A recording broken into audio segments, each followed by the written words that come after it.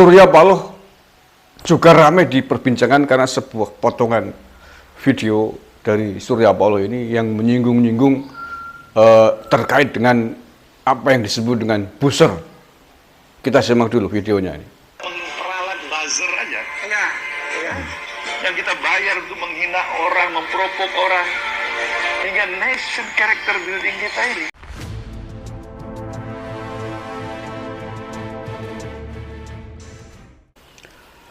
Assalamualaikum warahmatullahi wabarakatuh. Salam Nusantara, salam sejahtera untuk kita semuanya.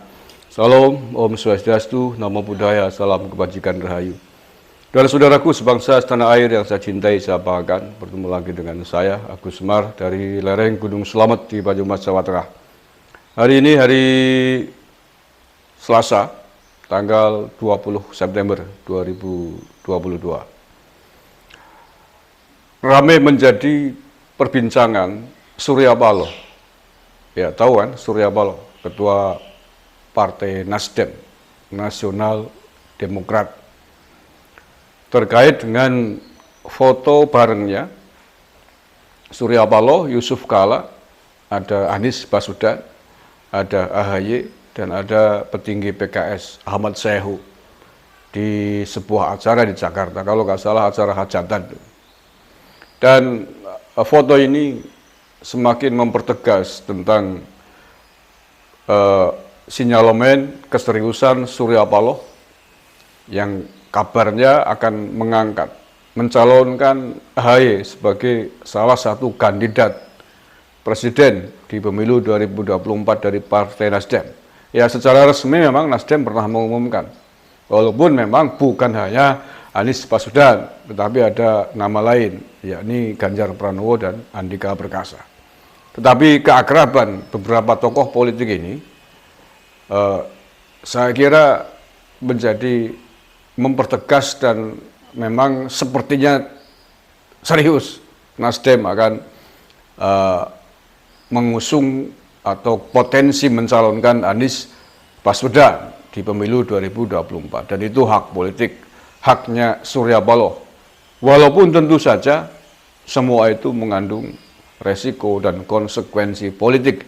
Seandainya partai yang mengusung jargon nasionalis dan demokrat ini betul-betul mengusung Anies, pasti akan ada resiko politik yang harus diemban. Karena siapa yang tidak tahu, semua tokoh politik, pengamat politik di tanah air ini pasti tahu reputasi dari Anies Baswedan, mulai dari ketika pencalonan gubernur DKI 2017 lalu, siapa yang mengusung, siapa yang mendukung, semua tahu. Dan apakah ini match? Apakah ini jalan dengan nama Nasional Demokrat yang disandang Nasdem? Ya, silakan dinilai sendiri. Nah, selain itu, Surya Paloh juga ramai diperbincangkan karena sebuah potongan video dari Surya Paloh ini yang menyinggung-nyinggung terkait dengan apa yang disebut dengan buzzer. Kita simak dulu videonya ini. Peralat buzzer aja, ya. Yang kita bayar untuk menghina orang, memprovok orang, hingga nation character building kita ini diatur dan diwarnai oleh perilaku para buzzer dengan kemajuan teknologi yang kita miliki. Nah, itu hancur negeri. Mereka hanya membenarkan dirinya. Kapan dia pernah katakan dia salah? Memang kerja dia untuk menyalahkan orang. Itulah makanan santapan kita yang kita lihat sekarang dalam keseharian kita. Saya pikir ini yang harus segera kita akhiri. Ini hanya bikin negeri ini ya, untuk kita hadapi dengan pesimisme satu sama lain. Oke, saya sepakat secara umum dengan statement Surya Paloh ini terkait dengan buzzer. Orang atau pihak yang dituduh oleh Surya Paloh sebagai orang yang membenarkan dirinya sendiri, menyalahkan pihak lain, harus segera diakhiri. Kata Surya Paloh ini. Pertanyaannya adalah, siapakah pihak yang dituduh sebagai buzzer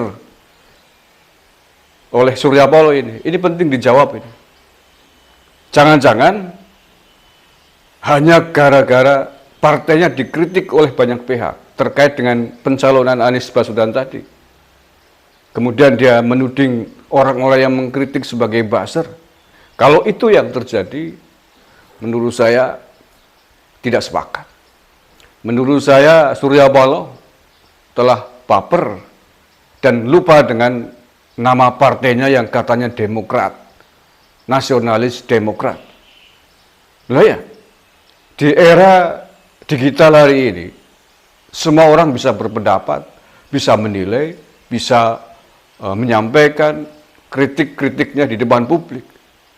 Jadi nampaknya ini Surya Paloh masih menganggap zaman ini zaman Orde Baru mungkin ya. Sehingga orang yang boleh dan bisa mengkritik para politisi hanya orang-orang tertentu dan hanya media-media mainstream yang bisa menampilkan, bisa melakukan kritik kepada tokoh-tokoh politik.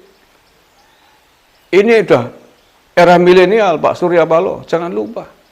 Seluruh langkah kegiatan aktivitas Anda disorot publik dan bisa dikomentari, dikritik, dinilai oleh publik hari ini.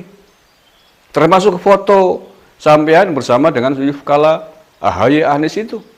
Pasti akan menjadi santapan publik. Dan kalau hanya gara-gara risih dikritik, kemudian mengatakan yang mengkritik ini sebagai buzzer, level Anda masih sangat jauh dari Pak Jokowi, Pak Surya Paloh. Pak Jokowi lebih sadis, lebih kejam, lebih sering, lebih dahsyat kritikan, hinaan, cacian, hoax diserang oleh buzzer-buzzer kurang ajar. Tapi mengapa Anda tidak singgung ini? Jauh lebih parah dan sudah berlangsung bertahun-tahun. Dan Pak Jokowi tidak pernah menyemburkan, mengatakan diserang buzzer. Tidak pernah risau, tidak pernah goyah dengan langkah-langkah dan gerakan-gerakannya membangun negara ini. Tapi mengapa Anda baru saja dikritik oleh beberapa pihak, banyak orang terkait dengan Nasdem mencalonkan Anies Baswedan ini kemudian menuding sebagai buzzer kepada para pengkritiknya?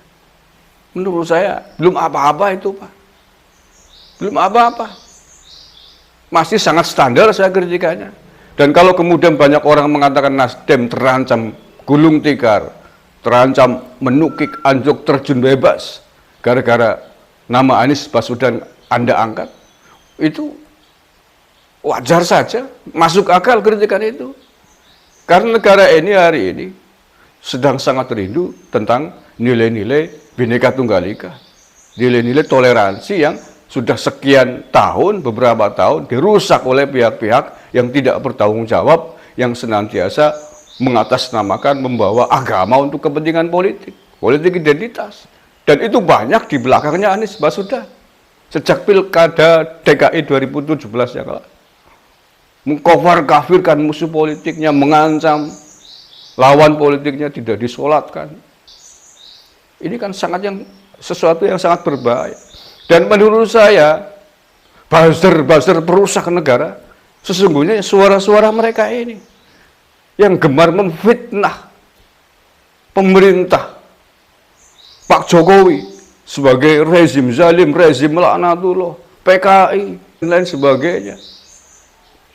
Menurut saya ini justru buzzer sesungguhnya, dan pertama dari mereka lah pertama muncul kebencian, serangan-serangan terhadap bangsa dan negara, terhadap tokoh-tokoh pemerintah, tokoh-tokoh politik hari ini yang berseberangan dengan mereka.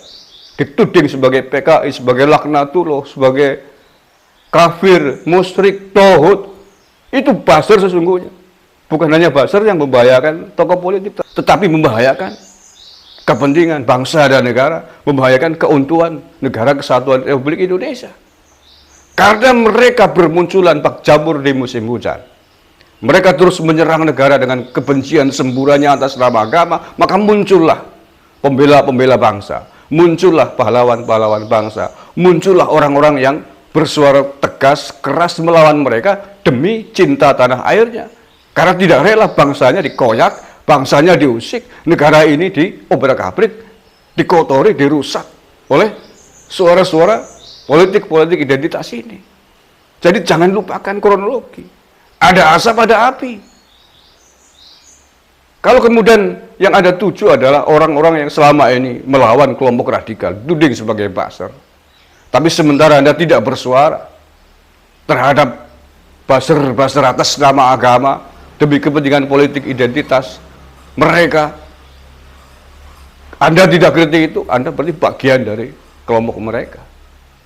Ya, orang-orang yang selalu menggaungkan kepentingan keutuhan bangsa dan negara ini, menurut saya bukan buzzer. Itu adalah suara-suara ungkapan hati nurani yang tidak rela, tidak terima negaranya, bangsanya ini dirusak oleh gerombolan-gerombolan keparat, berdebah, yang selalu mengatasnamakan dan bersembunyi di balik jubah agama itu.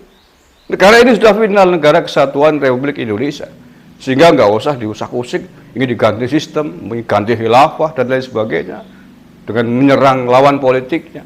Dengan bahasa-bahasa agama, PKI, dan lain sebagainya, tauhid, rezim zalim.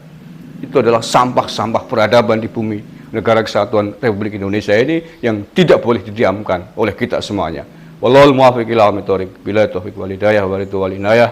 Assalamualaikum warahmatullahi wabarakatuh. NKRI harga mati.